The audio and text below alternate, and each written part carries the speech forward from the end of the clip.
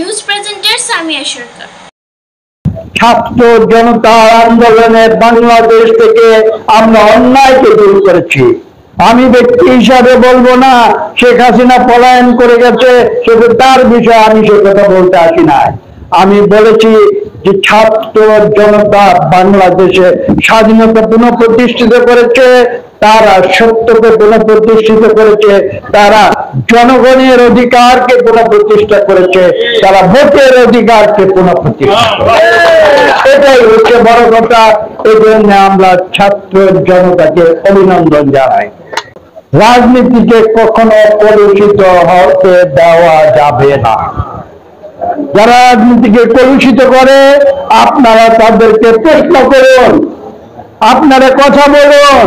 কথা বলার স্বাধীনতার জন্যই কিন্তু ছাত্র জনতা বুকে রক্ত বেড়ে দিয়েছে।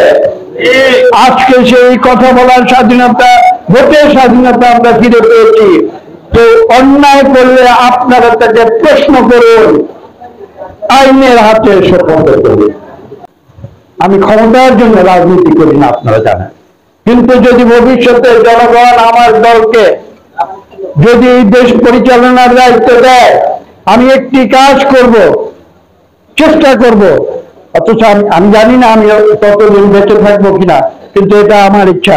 বাংলাদেশের কোন ফর্ম, আমরা তো ফর্ম ফিল আপ করি না, বাংলাদেশের কোন ফর্মে যেন এই প্রশ্ন না থাকে কে কোন ধর্মাবলম্বী। আমি চাই সেই কলাম থেকে, সেই সিরিয়াল থেকে সেই প্রশ্নটি বাদ দেওয়া।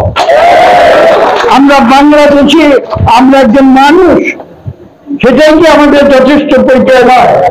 আমি হিন্দু কি মুসলমান কি বৌদ্ধ কি খ্রিস্টান, সেটা তো কোনোদিন মানুষের পরিচয় হতে পারে না। আপনারা জানেন আমি ন্যায় নীতিতে বিশ্বাসী। আমি যেটা সঠিক মনে করি আমি সেই কথা বলি।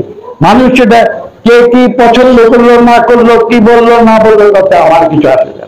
তার কারণ আমি ক্ষমতার জন্য রাজনীতি করি না।